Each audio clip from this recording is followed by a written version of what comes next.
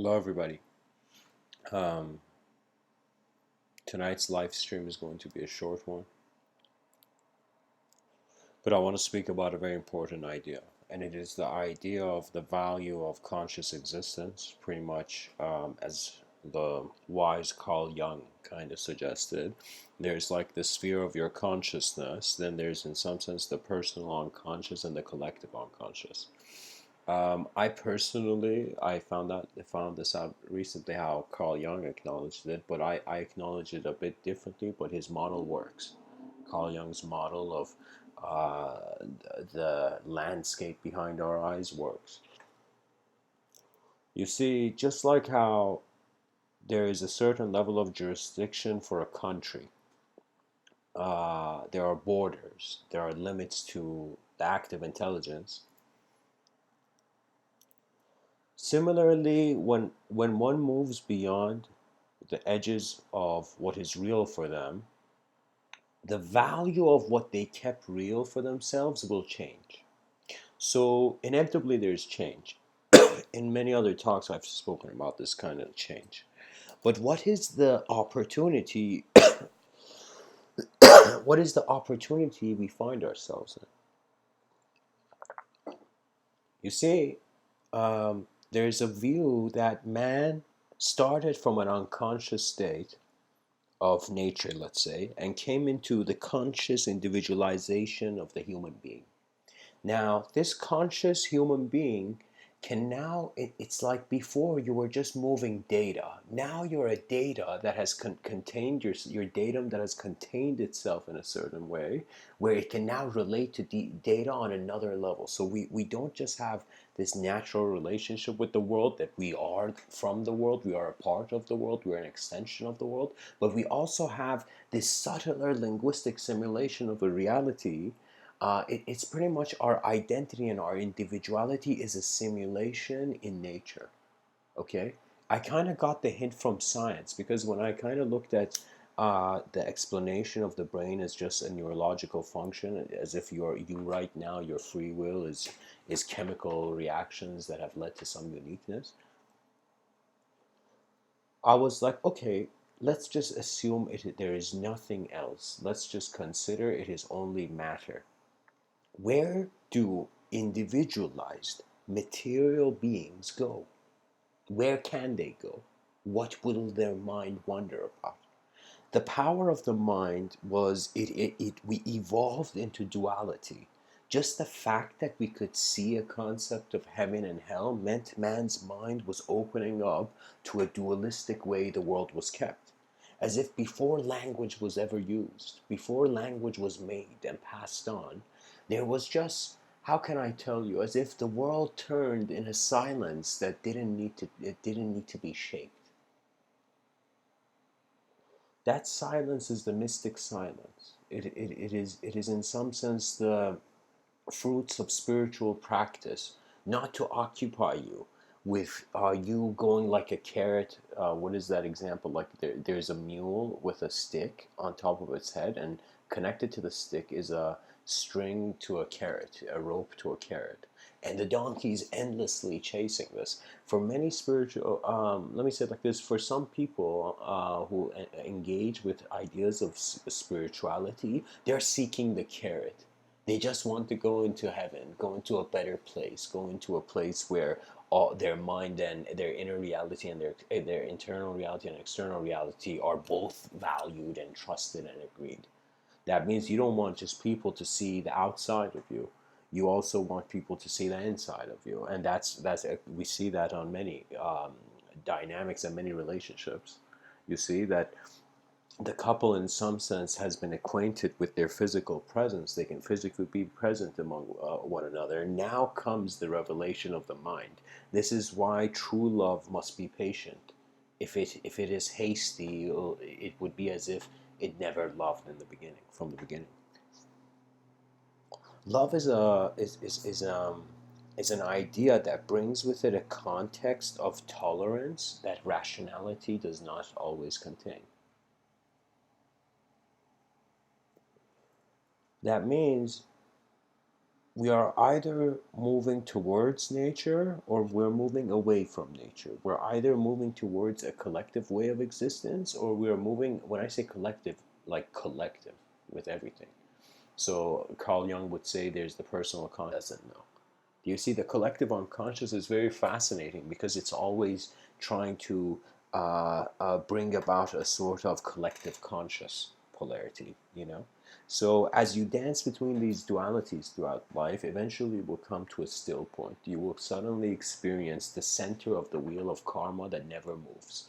You will become the changeless observer of change. What that means is you begin to recognize, it seems that this biological phenomena, of course, memory is an important thing. And what memory is it is accumulated and coagulated exposure to this world.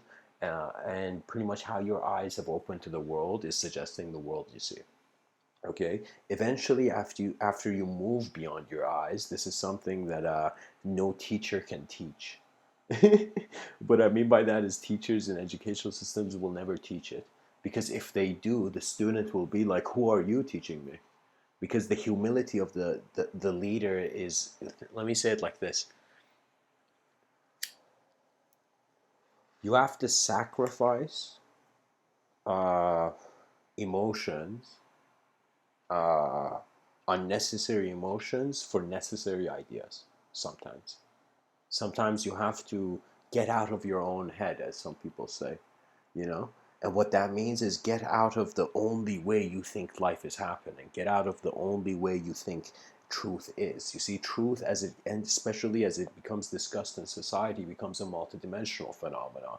There can be even said there, for there to be certain social certain influences from society that have influenced how the consciousness of the being has evolved so far. That means it's as if this movement, this giant snowball, was moving, and other snowballs suddenly hit it and connected to it and became this even bigger snowball. And what I'm trying to tell you is that as we move through this life, especially the moment we choose to be an individual, that means the moment you believe and accept who you are, you stop caring about the unknown and you just want to polish and maintain that knowledge. You see, we're creatures that must maintain things. We never have things, we just maintain them. Things come and go. The more you understand this, the more contentment you will have. And without contentment, many avenues of intelligence behind your eyes are locked down. You see, this movement of the chakras. Let me kind of get into this, because a lot of people have a certain approach to yoga and Kundalini yoga. For me, Kundalini yoga can become like a Halloween event. The person just wants to dress up in ways like, let me tell you, spirituality is not about finding your desires, because if it was, all the Zen masters and all the gurus and all the teachers and all the traditions would be like, yo, run to your desires, forget patience and humility, just run to your desires, go get that whatever you want, you know. And that mentality, and being sarcastic, of course, mystical teachers said the opposite. They said, do not hold on to desire because it can lead you astray. Just think about this sentence. The problem is not the desire or the result of it. The problem is where it can take you, and you never wonder after that. Every experience, your free will is so powerful that the decision you make now will suggest who you will be. It's as if every moment the free will is choosing to be a moment in a certain conceptual framework, and certain context. So you see, when you look at life and its values, suddenly its values no longer are kept in the objective realm due to the presence of consciousness, which is something that you don't need to prove. Like, there's no evidence. The only evidence is the one looking to. The evidence is the sight. Okay. It's as if you don't need evidence for your sensory perception, or you don't need evidence for sight for you seeing. Like, you don't have to prove. You don't need to prove to yourself that's what how your eyes are open is true. You see, nature stands in many ways.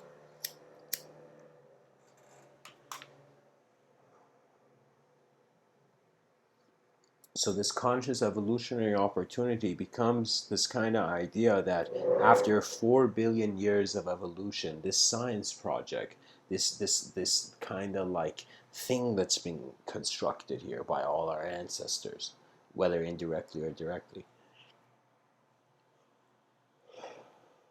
it's as if we're creating the mind of society, and every generation is how society thinks anew. You see?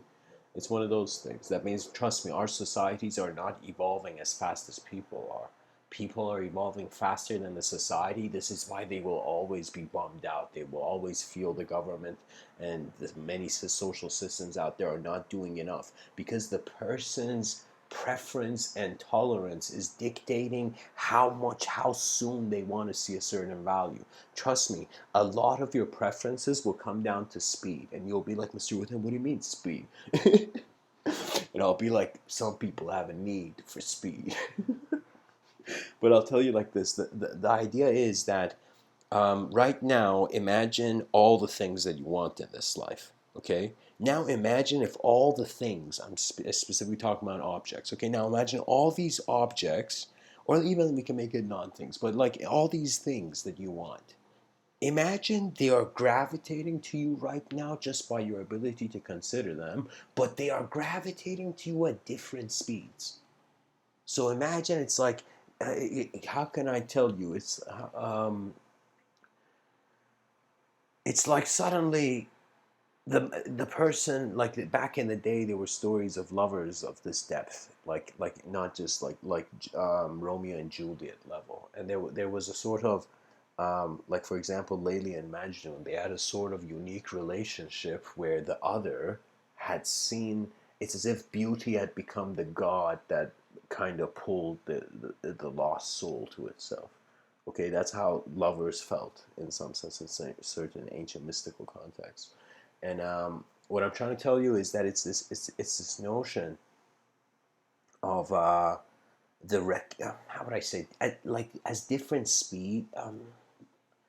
I'm trying to tell you that you value things based on how far they are from you and how close they are. We are constantly, like, we're not like bats, where we just like making noise and just based on our ears, we figure out exactly levels to things. We in some sense, think of it this way. The mind suddenly started like an engine, and as it started like an engine, it was just duplicating, copy pasting things that were just real. Eventually, as it copy pasted many things that were real, eventually it led to a surplus of random images appearing. This surplus of random images became the imagination. But as this became the imagination, it was as if rather than your intelligence evolving, intelligence was here, the way it's manifest is evolving. Okay, that is the main context. Sometimes when you can do nothing else but have faith when you're walking in unknown, in an unknown world. You see, like I have to have like me personally, even giving these talks, there has to be some part of me that has totally seen the validness of the action. Okay. And it's very fascinating because, like, as I'm saying these words, how these words echo in your mind, it's as if they go through the filter of your personal direct experiences. Okay, and so I'm telling you that every person is unique. We can never be the same. You can never, like, I don't even understand how racism can exist. Okay, because every person is so different, regardless of how they look. Just their intelligence is so different, that it's like we're not in a world of clones. Okay. We share a similar DNA pattern. It's as if like a certain seed was planted and many human beings came about. But for me, it's just this, like, let me tell you this. You know how sometimes in science fiction circles, in regards to Star Trek fans or Star Wars fans or whatever kind of galactic episode there is out there was this notion of this higher evolved advanced species wondering how to repopulate this divine spark that it had. Pretty much God wanted to be everywhere. As if like we say God is omniscient, omnipresent, but it doesn't mean God was always omniscient and omnipresent. because one cannot see a full picture without wondering about the emptiness that is the holding the background. You see, you suddenly begin to see your belief systems are hovering in empty space, just like the planet. And so all of human knowledge is hovering in empty space, just like a planet. And how much do we actually know about outer space? Where most of the data is visual. You know, maybe there is more data, but most people, the common man, if you talk to them about outer space, what comes for them is how much of the stars they've seen in this lifetime, and in some sense, how much visual imagery they've seen. You see, as if like that scientist in NASA working at the office, you know, he's not the astronaut, but what the astronaut captures through the mission, in some sense, becomes accessible to him, as if one being's it's as if there's a multiplicity of different efforts. All our ancestors had various efforts. Okay? So what that means is like your ancestors lived in a certain way. They saw the world, they saw the known values of the world, the unknown values of the world, and based on what they knew, they lived. Okay? They went forth, pretty much what I'm telling you. Because if they hadn't, you wouldn't be here. That means something allowed your ancestry till this point to continue. Okay? And it was the what fueled people back in the day is there was no media, there was no technology. Communication was like a rare occurrence, and people dwelt the world. It's as if that was the beginning of exploration. Pretty much the moment existence began, the moment the eyes of our earliest ancestors suddenly became conscious itself, it was exploring. That means life is born out of exploration. Birth is like suddenly eyes out of non-existence opening to a reality they can explore. So we see evolution is like not just a transition of form, but it is a transition of state. The state is changing. The state of being of the universal sector will suggest the state that we are in. That means regardless of how far we can see in outer space, one knows that just like how there is an unknown uniqueness, there's this unknown door that we can't open, that is in some sense this unknown door of it's like the hard problems of consciousness. In some sense, it's an unknown door. It's as if we are seeing something, but we can't explain. Okay? And that's the powerful thing, because it is we are asking, it's like God asking itself why it created man. Okay, why it became God. Do you see? It's as if God questioning God. On that level, it is two mirrors, two absolute mirrors. As if like the God was looking at itself in the mirror. And what it began like what would happen is that collective in front of collective. Do you see? That means there would be no mirror. That means one can reach a state of being that it's not that like how can I tell you? It's not like how the ancient yogic idea of Mahasamadhi, where the being consciously stepped out of their body, like, okay, time's up, you know, time to go. They had that kind of like intense meditation, you know. But for me, it is about the realization of how you considered what is true, and there's no better, in some sense, um, deal with the ego. You see, they said that people make a deal with the devil. Okay, what that means is they make a deal in some sense with a limited idea. They accept a limitation in and not recognizing through the process they have sacrificed their limitlessness. It's as if you gotta comprehend duality is is pretty much the devil, okay, in regards to man's state. That means the ego is an illusion. Who you think you are now, it's just a product of attention. It's not a, it's, you're not the thoughts you're having. You're the watcher of these thoughts coming and going. Once you recognize that, you suddenly access what I like to call a field of intelligence for the first time. A field of intelligence, there's many out there. There's many ways that if one stands still in silence, suddenly their intelligence will, as much as like their heart and body works, will involuntarily administer them. Trust me, it's very hard for a person to just accept that their intelligence is an idea. I believe this for like till 2011. I believed this. I believed I was the voice, the loudness of the external environment had convinced me more than my inner loudness. As if I didn't care even about self-awareness. I didn't even care about spiritual animism. Like, it wasn't even a factor throughout my day. I was seeking just to fit into this competitive system of success. Okay.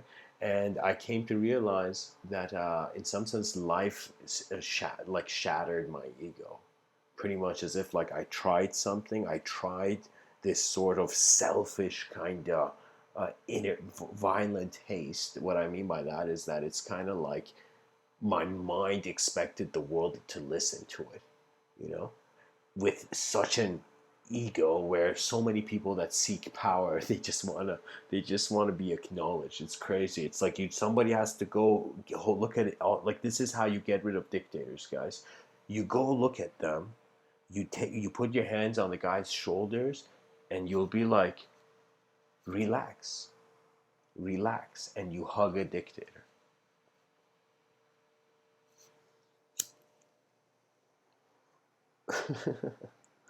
So what I'm trying to tell you is that the state of mind shifts, not always based on rational ideas. There's so many different influences throughout the day that logic and rationality should be tools in your set, in your mindset, but they should not be they should not be the dictators of the world. You must, like, I function primarily with a comfort with the unknown, because for me there came the death of fear and the death of death.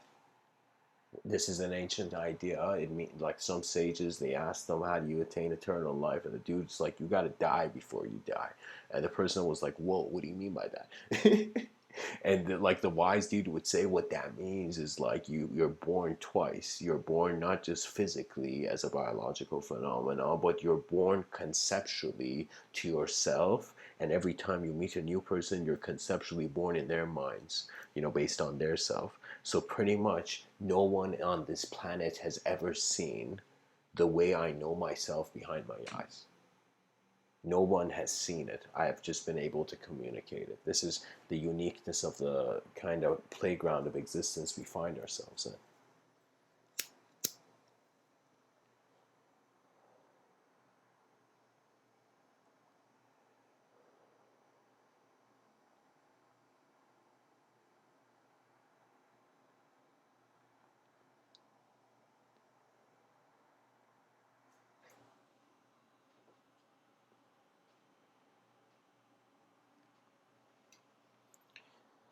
Pretty much, the unknown will refreshen your knowledge. That means don't just care about what you know and how you feel about that. Care about what you don't know and how you would feel about that.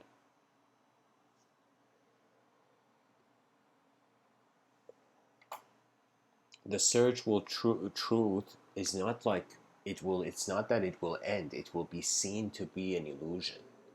You would suddenly see that the future is the moment's presence.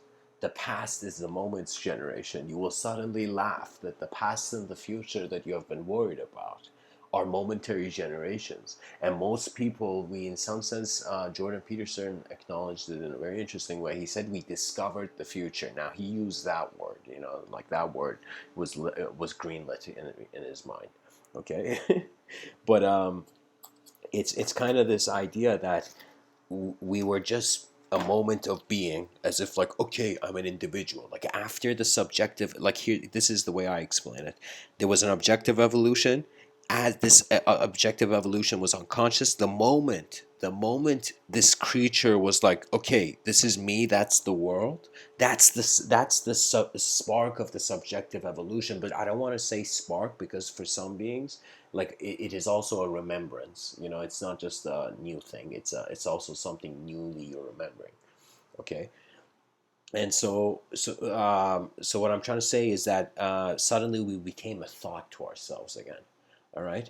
And so this thought now it has found a way to create itself in so many ways, not even in people, Not in, it's like now you can look at people and wonder about what they're doing. Do you know how long it took for your brain to evolve to that point? And it's fascinating because we're natural creatures. It's not as if like there was a flaw and suddenly there could be something engineered about us. We are working with the laws of the universal sector. Pretty much we are the laws of nature, and our free will and our individuality and all this, that is in some sense how you are being the god of how you interpret the laws of nature as a thought.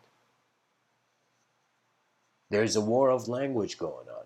What that means is that it's kind of fascinating but also sad in a slight way. And what that is so many people right now, if you go tell them something that they have not heard and they don't want to change their attention from what it's on, they will feel it's deep, or they will feel like it's not needed. Sometimes it is fear can make, um, let's say it like this: there's something going on nowadays called political correctness, and it's kind of like, again, vitiating different social institutions and different speakers, and especially in America. Okay, and what this is that people, as they have become more intelligent, they have paid more attention. As they have paid more attention, they are trying to realign people's language. Okay, and on some manner, you can see, okay, there's a socially just warrior within those people. But at the same time, you begin to see that freedom must not be sacrificed for correctness based on some individual reference. That means there are some ways that society should be preserved that no man should comment. They should just respect the nature of, you know? Like, for example, I'll give you an example. One of it is like help the elderly, for example. Okay, I see this not very common in Western countries, but strangely in many Eastern countries, and think of even Japan, like you have to honor those who have been on this planet more than you. If you don't, you are foolish. Okay, and when people understand this, they will suddenly understand how many more laps their, for example, parents and people of the older generations have ran around the sun before even the eyes of the individual was open. You see, your eyes have opened in a data stream, and you have a certain ability to sculpt this unknown experience that you go through into a known, not only memory, but a known vision. You see, when you come to the present moment, the ego has nowhere to hide. And so it fades. It fades as if it was this cloud of complex interconnectivity of many dualistic systems. But suddenly it has become just all one being, as if in the middle of your action, whoever you are, you're like, whoa, as I'm doing things, I'm also being the moment. You see? And so your attention, your intelligence becomes the shrine, becomes you forget any sort of idea that is just moving you towards the external truth. And so, guys, I gotta end off here. Sorry. Thanks for tuning in.